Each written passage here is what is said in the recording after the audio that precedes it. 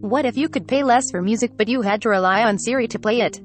That, in short, is the value proposition of Apple's latest music plan, Apple Music Voice.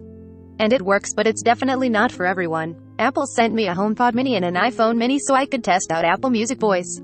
I am fairly deeply invested in Apple's ecosystem of devices, apps, and services, but I haven't yet used a HomePod mini, nor was I ever a heavy Siri user.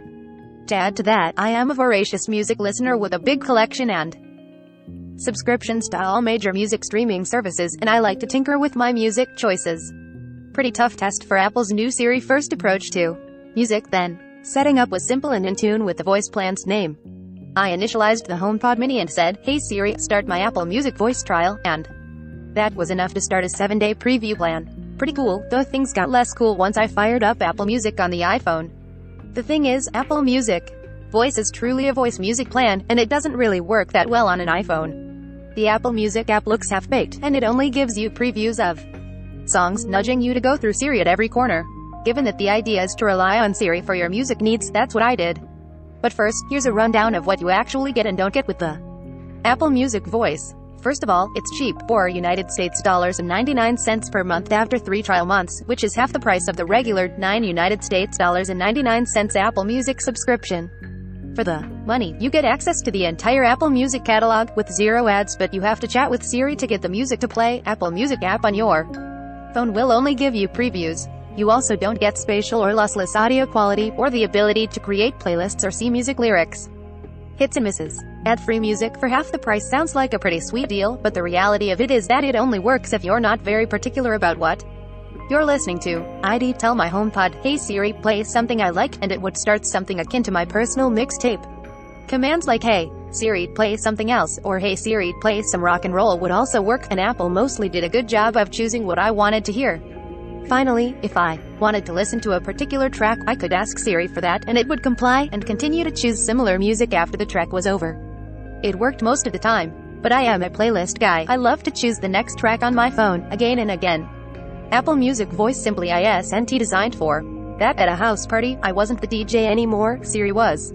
It may work for some users, but long-term, I'd rather upgrade to get more control over what I am listening to. Also, Siri's typical quirks apply. Sometimes I just couldn't get it to play the right track, no matter how much I tried to speak clearly. And sometimes it was me that was the problem. On one occasion, I wanted to listen to some Krungban, only to realize I am not sure how to pronounce that. After I looked it up and gave it a try, Siri understood it right away. Again, if you're happy with having Siri choose the music, you won't have to give her commands very often.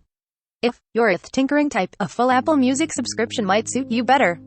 With the voice plan, Apple Music app will continuously remind you that you have to go through Siri. To make Apple Music Voice a bit more compelling, Apple says it added hundreds of mood and activity playlists that you can invoke through Siri. These include stuff like daydreaming playlist, vacation playlist, or playlist for a day in the park. I wasn't able to find an official list of these, but the choice is big enough that simple guessing will often do. This wasn't without issues either. For example, to my request to play chill-out music, Siri would play Chill House, which isn't exactly the same thing. There are other limitations. Apple Music is available much more widely than Apple Music Voice. More precisely, you can only get the latter in Australia, Austria, Canada, China, France, Germany, Hong Kong, India, Ireland, Italy, Japan, Mexico, New Zealand, Spain, Taiwan, the United Kingdom, and the United States. This may change in the future, but for now, if you're not in one of these countries, forget about Apple Music Voice. Is it worth it? Apple Music Voice will cater well to a particular type of music listener, someone who likes music but isn't too picky about particulars. It also saves $5 per month compared to the regular Apple Music plan, money that could go toward a HomePod mini purchase, for example. In fact, it's the cheapest ad-free music streaming plan around, if you don't count student plans. The lack of spatial and lossless audio does sting a little, but I bet the primary source of frustration with Apple Music Voice will be lack of playlists and the inability to play full songs without using Siri. If you can put up with that, all the other drawbacks will seem minor in comparison. My verdict is that it's a decent first step into the world of Apple Music. Try it out, and if you don't like it, you can always upgrade to a regular Apple Music plan.